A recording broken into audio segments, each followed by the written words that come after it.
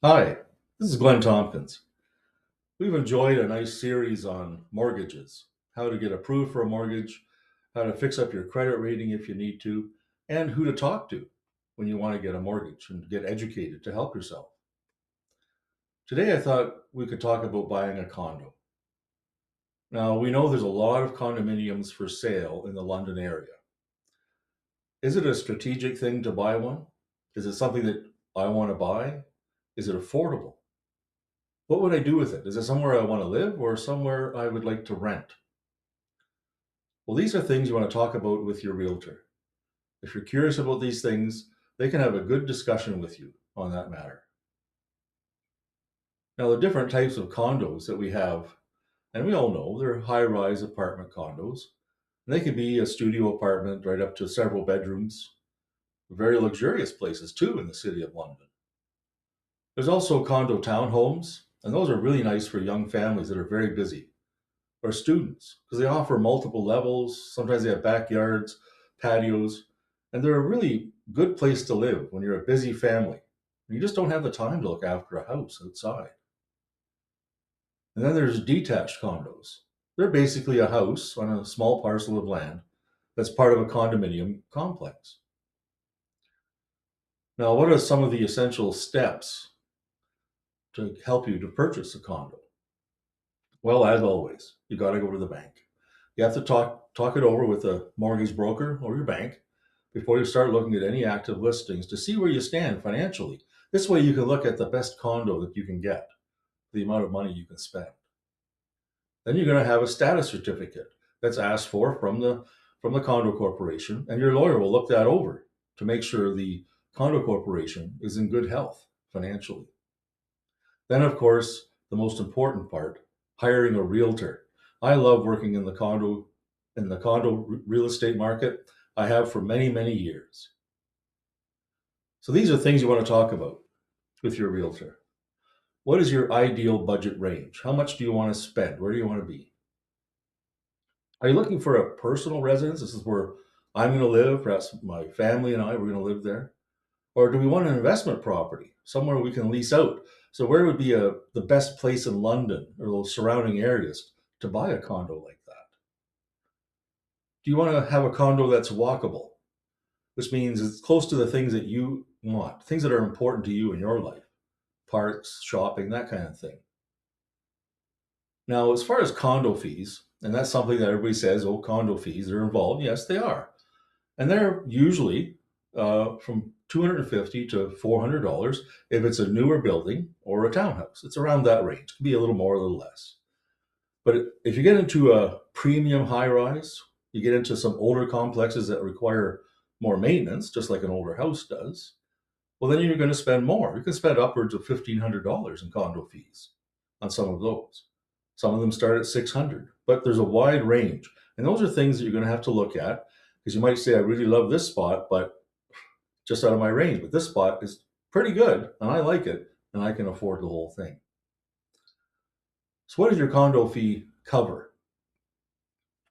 Well, it covers the building costs. That's the operating fund, the day to day things, the building costs. It's keeping the parking area clean, the common area clean, landscaping, snow removal, the property management staff, building insurance, the garbage collection, all those things. And it might even cover, you might look at the condo fee and say, well, that's kind of high.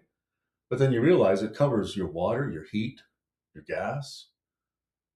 So now the condo fee is actually quite affordable because of what it covers.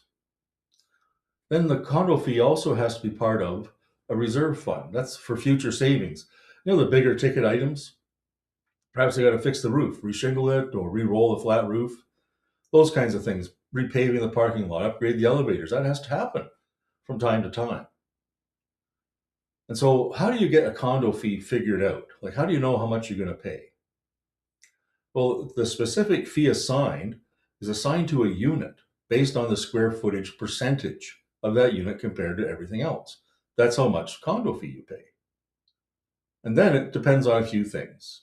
The age of the building. Like I said, an older building, well, there's more maintenance, there's more things that need to be done, just like on an older house.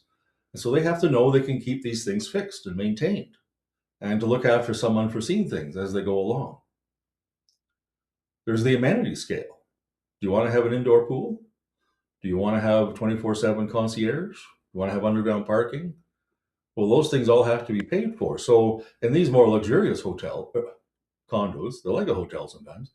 In these more luxurious condos, well, you have to pay more. These things have to be paid for by somebody.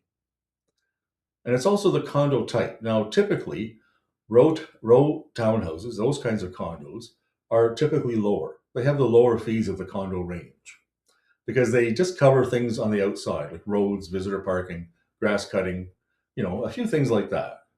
So they're usually a little bit cheaper. Now, when you go to the bank, this is something you don't want to be surprised by. We talked a lot about getting a mortgage and being pre-approved.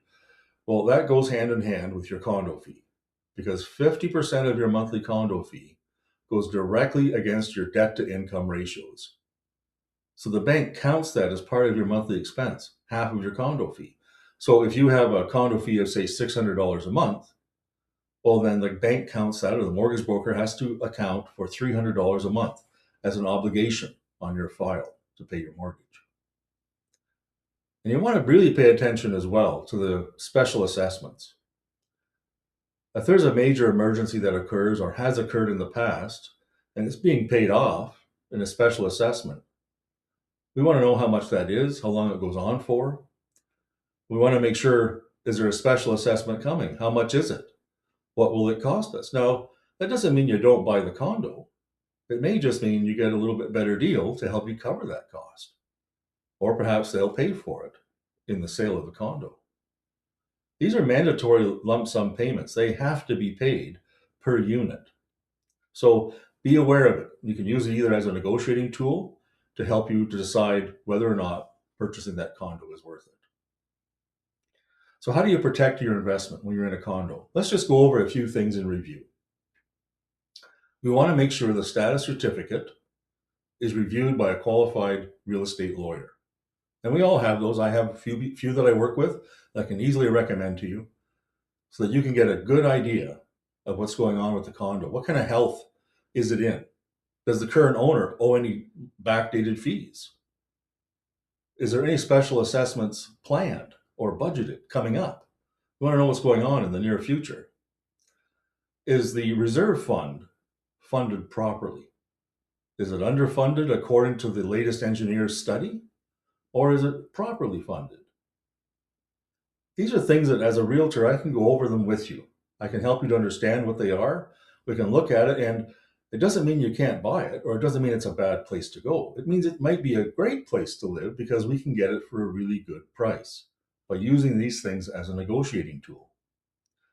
If you have any questions about this, please contact me through my real estate website, glentompkins.ca. And this is Glenn Tompkins from Sutton Group Select Realty. You have a good day. Thank you.